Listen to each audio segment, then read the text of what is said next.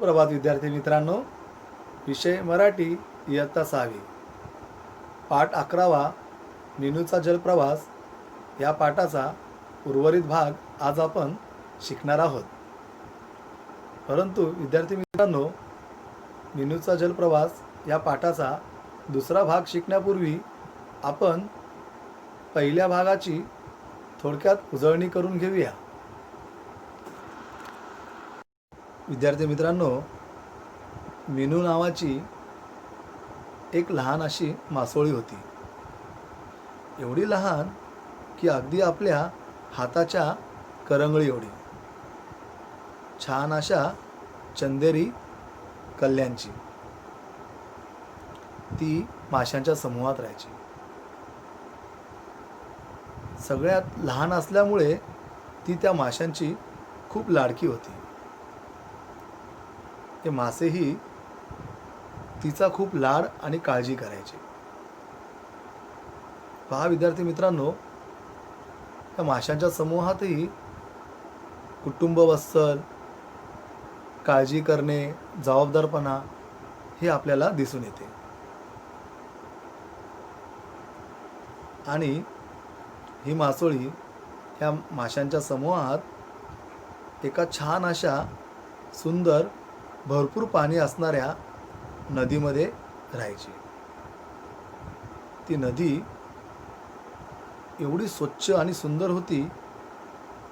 तिचे निळे निळे असे थंडगार पाणी इतके स्वच्छ होते की वरून जरी पाहिले तर तिच्या तळाशी असलेली वाळू आणि गोलगोल दगड दिसत असे. त्या पाण्यामध्ये सुळसुळ पोहणारे अगदी छोटे मासेही दिसायचे. इतकी स्वच्छ आणि सुंदर अशी नदी होती. आणि त्या नदीत हे सर्व मासे समूहात राहायचे. परंतु विद्यार्थी मित्रांनो, ही जी मीनू मासोळी होती, हिला या नदीच्या खोलगट भागात राहायचा खूप कंटाळा आला होता. विद्यार्थ्यांनो, तुम्हाला माहीत आहेच, या पृथ्वीवर हे सगळ्या ज्या नद्या आहेत, त्या नद्यांचं पाणी शेवटी समुद्राला जाऊन मिळते. ही जी मीनू मासोळी आहे, ही ज्या नदीमध्ये राहायची त्या नदीला खूप खूप पाणी होते. परंतु त्या मासोळीला एक प्रश्न नेहमी पडत असे की या नदीचे एवढे पाणी नेमके जाते कुठे. म्हणून ती तिच्या आईला प्रश्न विचारते, आई, एवढं पाणी रोज कुठे जातं. तिची आई तिला सांगत असे, नदीच्या पुढे खूप मोठा असा समुद्र आहे.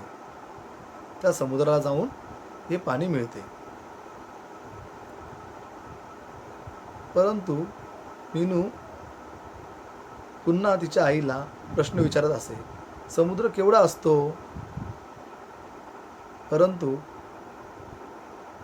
मीनूची आई मीनूची काळजी करत असे. त्यामुळे ती तिला त्याचे उत्तर देत नाही. कारण तिला माहीत नाही, कारण तीही कधी समुद्रात गेलेली नसते. त्यानं एक दिवस खूप जोराचा पाऊस पडू लागला. जमिनीवरून तो पाण्याचा जो प्रवाह आहे तोही खूप जोरात वाहू लागला. आणि त्यामुळे नदीमध्ये माती मिसळून पाणी पूर्णपणे खराब झाले होते. हे वेगाने वाहत असलेल्या पाण्यामुळे आणि माती मिसळून खराब झालेल्या पाण्यामुळे माशांची मात्र तारांबळ उडाली. ते गोंधळून गेले. कारण एकमेकांना कोणीही दिसत नव्हते. ते एकमेकांना शोधू लागले. इतक्यात मीनू व मीनूची आई यांचीही चुकामुक झाली.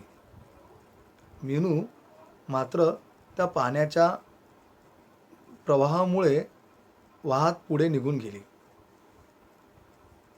बराच लांब वाहत गेल्यानंतर मीनूने हळूच आपले तोंड उघडले आणि तिला खारट पाण्याची चव जाणवली.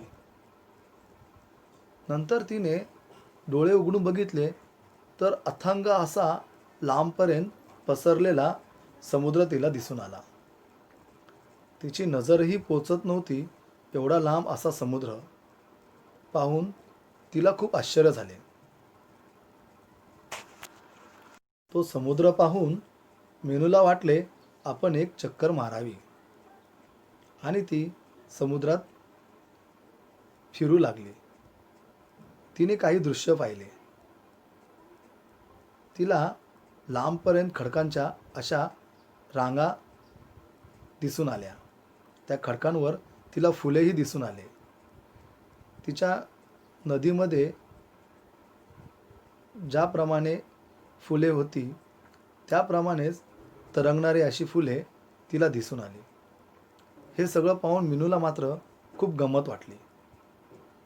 तिला लाल, गुलाबी, अंजिरी असे छान छान रंगाची फुले तिथे दिसत होती आणि ती खूप आनंदी झाली होती. मीनूची एका ओबडधोबड आकाराच्या विचित्र अशा माशाशी टक्कर झाली. त्याचे तोंड घोड्यासारखे होते आणि त्याच्या पोटाला एक पिशवी होती आणि त्या पिशवीत त्याचे लहान लहान पिल्ले बसलेली होती. हे दृश्य पाहून मीनूला हसू आले आणि तिने त्यांना विचारले, तुम्ही कोण? परंतु काही न बोलता तो मासा पुढे निघून गेला. समुद्राच्या तळाशी बसलेल्या एका कासवाने मीनूला आवाज दिला आणि सांगितले, त्या माशाचे नाव घोड मासा, समुद्र घोडा. आणि तो आवाज ऐकून मीनू मासळी त्या कासवदादाकडे निघाली आणि ती त्यांना म्हणाली, कासवदादा तुम्ही इकडे कधी आलात? कारण तिला असे वाटले की तिच्या नदीतीलच कासव आहे हे. मित्रांनो, पाठाच्या दुसऱ्या भागाला आपण सुरुवात करूया. मी तर इथंच राहतो ते म्हणाले. नाहीच मुळी, आमच्या नदीतही एक छान छान कासवदादा आहेत. ते वेगळे, मी समुद्रात राहतो. पण तू इकडं का आलीस? इथं तर पावला पावलावर संकट उभी आहेत. बघितलंस किती चित्रविचित्र मासे फिरतायत इकडून तिकडे. तो 8 हात असलेला अष्टभुज मासा, तो कसा उलटा चालतोय बघितलंस का? पाण्याच्या चुळा भरत हळूहळू मागं सरकतो. आपल्या 8 हातांनी मासे, खेकडे पकडून खातो. पाण्यात उतरणारी माणसंसुद्धा त्याला घाबरतात बरं का. विद्यार्थ्यांनो, समुद्रात भीतीदायक असे मासे असतात. शार्क, ऑक्टोपस इत्यादी. इथे एक कासवदादा मीनूची काळजी करत तिला बोलतात, तू इकडं का आलीस? कारण इथे पावला पावलावर संकट आहे. कारण खूप चित्रविचित्र असे भीतीदायक मासे इथे फिरत असतात आणि ते तिला अष्टभुजा म्हणजे 8 हात असलेला ऑक्टोपस मासा दाखवतात. तो कसा आपल्या तोंडात पाणी खेळवत उलटा चालला आहे ते तिला दाखवतात. आणि तो आपल्या 8 हातांनी खेकडे, मासे पकडून खातो. आणि तो एवढा भीतीदायक आहे की मनुष्य प्राणीसुद्धा ऑक्टोपस माशाला घाबरतो, हे ते तिला सांगतात. पण कासवदादा, इथं तर तळाला नदीसारखेच शंख शिंपले पडलेले आहेत. पण नदीतल्या शंख शिंपल्यात काय असते? इथं या 2 शिंपल्यांच्या पेटीत एक किडा बसलेला असतो बरं का. त्याला चालायचं असलं की आपले पाय फटीतून बाहेर काढून तो हळूहळू चालतो. हा अगदी मांसाचा गोळा असतो, गोळा. या शिंपल्यात चुकून एखादा वाळूचा कण गेला की तो याच्या अंगाला टोचायला लागतो. मग तो आपल्या अंगातून पातळ रस काढून त्यावर गुंडाळतो. तरी बोचणं काही संपतच नाही. हा आपला तसाच गुंडाळत राहतो. मग त्यातून छानदार मोती तयार होतो. इथं तळापर्यंत कधी कधी माणसं येतात, शिंपले उचलून घेऊन जातात. विद्यार्थी मित्रांनो, शब्दार्थ समजून घ्या. शंख शिंपले म्हणजे शंखांच्या आकाराचे शिंपले. टोचायला म्हणजे बोचायला, बोचणे म्हणजेच टोचणे. गुंडाळतो म्हणजे लपेटतो. विद्यार्थी मित्रांनो, मानव समुद्राच्या तळाशी काय शोधायला जातो? मोती शोधायला जातो. मोती कशामध्ये सापडते? मोती शिंपल्यांमध्ये सापडतात. विद्यार्थी मित्रांनो, त्या शिंपल्यामध्ये मोती कसे तयार होतात? या शिंपल्यांच्या दोन पेटीत एक किडा बसलेला असतो आणि तो जेव्हा हळूहळू चालतो तेव्हा त्याला चुकून एखादा वाळूचा कण चिटकला की त्याच्या अंगाला तो टोचायला लागतो. खूप टोचायला लागल्यावर हा किडा त्याच्या अंगातून एक पातळ रस काढून त्या वाळूच्या कणाला गुंडाळतो, लपेटतो आणि ही प्रक्रिया चालूच राहते जोपर्यंत त्याला तो कण टोचत असतो आणि त्यातूनच छानदार असा मोती तयार होतो आणि मानव त्या मोतीच्या शोधात समुद्राच्या तळाशी जात असतो. इतक्यात त्यांच्यामधून एक प्राणी तिरका तिरका चालत गेला. तो आपल्या बटबटीत डोळ्यांनी मीनूकडे पाहत होता. आता मात्र मीनूची घाबरगुंडी उडाली. पळत जाऊन ती कासवदादाजवळ उभी राहिली. घाबरू नकोस, हा तर खेकडा. याच्या पाठीवर माझ्यासारखंच कठीण कवच आहे. त्यामुळे शत्रू याच्यावर हल्ला करू शकत नाही. याला 6 तर कधी 8 पायही असतात. तरी पण बेट्याला सरळ मात्र चालता येत नाही. तोंडाजवळ 2 नांगे असतात. त्यामुळे त्याचं संरक्षणही होतं व त्याला भक्ष्यही पकडता येतं. मित्रांनो, शब्दार्थ समजून घ्या. बटबटीत म्हणजे मोठाले. कवच म्हणजे कडक अस्तर. नांग्या म्हणजे डंख मारणारे खेकड्याचे पुढचे कडक हात. भक्ष्य म्हणजे खाद्य. विद्यार्थी मित्रांनो, इथे खेकड्याचे वर्णन केले आहे. खेकडा कसा असतो? तर त्याच्या पाठीवर कडक असे अस्तर म्हणजे कासवासारखे कवच असते आणि त्याच्या तोंडाजवळ 2 अशा नांग्या असतात. त्या नांग्यांच्या साहाय्याने तो आपले भक्ष्यही पकडतो आणि संरक्षणही करतो. आणि याचे डोळे असे मोठे असतात, बटबटीत, आणि चालताना हा तिरका चालतो. आणि याच्या पाठीवर जे कवच असते त्या कवचाने त्याचे शत्रूपासून संरक्षण होते. मीनू मात्र त्याला बघून घाबरली. पण कासवदादा तिला समजवतात, घाबरू नको, हा खेकडा आहे. आता तू माझ्याबरोबर चल. आपण खूप दूर व खूप खूप खोल जाऊ. तिथे खूप अंधार असेल, कारण इतक्या खोलवर प्रकाश पोहोचत नाही. तिथं प्रचंड आकाराचे मासे पोहतात. काही माशांच्या अंगातून उजेड बाहेर पडतो. चल, येतेच गंमत बघायला? नको रे बाबा, घाबरून मीनू म्हणाली. मला माझ्या आईकडे जायचं. कासवदादा हसून तिच्याबरोबर निघाले. वाटेत ठिकठिकाणी जाळी सोडलेली होती. ती चुकवत त्यांनी मीनूला नदीत आणून सोडले. विद्यार्थ्यांनो, समुद्र हा खूप खोल असतो. त्यामुळे सूर्याचा प्रकाश त्याच्या तळापर्यंत पोहोचत नाही आणि तिथे खूप असा अंधार असतो. आणि त्या तळाशी खूप असे विचित्र अवाढव्य असे मासे प्राणी असतात. काही मासे तर असे असतात की त्यांच्या अंगातून प्रकाश बाहेर पडत असतो. कासवदादा मीनूला बोलतात, आपण ते पाहूया. परंतु मीनू आता खूप घाबरलेली होती, कारण तिला तिच्या आईची आठवण येत होती. कासवदादाने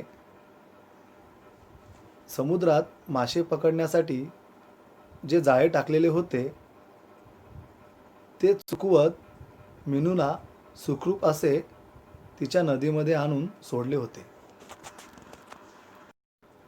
अहाहा! नदीच्या गोड पाण्याचा स्पर्श मीनूच्या अंगाला झाला. तिने 2-3 चुळा भरल्या. खारट तोंड स्वच्छ धुतले गेले. कासवदादा, चला ना माझ्याबरोबर, तिने आग्रह केला. नको मीनू, जसा तुला समुद्र आवडत नाही तशीच मला नदी आवडत नाही. बरं, येतो मी. तू मात्र आता घरीच जा हं. वळून बघत कासवदादा हळूहळू निघाले. मीनूला क्षणभर वाईट वाटले. कासवदादांनी तिला कितीतरी गमती दाखवल्या होत्या. त्या कधी एकदा आईला सांगेन असे तिला झाले होते. विद्यार्थ्यांनो, पहा, कासवदादासुद्धा किती जबाबदार आणि कुटुंबवत्सल आहेत. त्यांनी मीनूची किती काळजी घेतलेली आहे. अतिशय जबाबदारीने सुखरूप असे ते मीनूला तिच्या नदीमध्ये आणून सोडतात. नदीच्या गोड पाण्याची चव घेताच मीनूला खूप आनंद झाला. तिला तिच्या घरी पुन्हा आल्याचा आनंद झालेला होता. विद्यार्थ्यांनो, ती कासवदादांना विनंती करते, रिक्वेस्ट करते, चला माझ्याबरोबर माझ्या घरी. परंतु कासवदादा तिला समजवतात. ज्याप्रमाणे नदीतील प्राणी समुद्रात राहू शकत नाही, त्याप्रमाणे समुद्रातीलही पाणी नदीमध्ये राहू शकत नाही, हे ते तिला समजवतात. आणि बघा, ते किती प्रेम करणारे आणि काळजी आपली ती दाखवतात. ते मीनूला म्हणतात, परंतु तू मात्र सरळ आपल्या घरी जा. कासवदादा तिला एक प्रकारे प्रेमळ अशी समज देतात. विद्यार्थ्यांनो, ही त्यांची तुटातूट होताना मीनूला मात्र थोडे घाईवरून आले. तिचे मन भरून आले, कारण कासवदादांनी तिला दिलेले जे प्रेम, तिची घेतलेली काळजी आणि सुखरूप असे ते तिला तिच्या घरी परत आणून सोडतात. यामुळे तिला कासवदादाच्या आठवणीत थोडं वाईट वाटते. परंतु ती खूप एक्सायटेडही आहे, कारण तिला असे झाले होते की कधी मी माझ्या आईला भेटते आणि कासवदादांनी समुद्रातील ज्या गमतीजमती मला दाखवल्या आहेत त्या मी एकदाच्या माझ्या आईला सांगते. यासाठी ती खूप उत्सुकही आहे. विद्यार्थ्यांनो, शब्दार्थ समजून घ्या. अष्टभुज 8 हात असलेला. अष्टभुज 8 हात असलेला. चुळा भरत, पाणी तोंडात खेळवत. चुळा भरत, पाणी तोंडात खेळवत. शंख शिंपले, शंखाच्या आकाराचे शिंपले. शंखाच्या आकाराचे शिंपले. टोचायला म्हणजे बोचायला. गुंडाळतो म्हणजे लपेटतो. बटबटीत म्हणजे मोठाले, बटबटीत म्हणजे मोठाले, कवच म्हणजे कडक अस्तर, कडक अस्तर, नांग्या म्हणजे डंक मारणारे खेकड्याचे पुढचे कडक हात, डंक मारणारे खेकड्यांचे पुढचे कडक हात, भक्ष म्हणजे खाद्य, प्राण्यांचे खाद्य, प्रचंड म्हणजे अवाढव्य, प्रचंड म्हणजे अवाढव्य. विद्यार्थ्यांनो, मूल्य समजून घ्या. पर्यावरणाचे रक्षण करा. जल हे जीवन आहे. नदीची स्वच्छता राखा. जलचर प्राण्यांवर प्रेम करा. जलजीवांचे संरक्षण करा. प्राणीमात्रांवर दया करा. प्राणीमात्रांवर दया करा. कुटुंबातील सर्वांची काळजी केली पाहिजे. कुटुंबातील सर्वांची काळजी केली पाहिजे. नवीन नवीन गोष्टी जाणून घेण्याची जिज्ञासा असावी. नवीन नवीन गोष्टी जाणून घेण्याची जिज्ञासा असावी. मिळालेल्या नवीन ज्ञानाचा व्यवहारात उपयोग करावा. मिळालेल्या नवीन ज्ञानाचा व्यवहारात उपयोग करावा. आपल्याला समर्पक अशाच वातावरणात आपण राहिले पाहिजे. आपल्याला समर्पक अशाच वातावरणात आपण राहिले पाहिजे. विद्यार्थी मित्रांनो,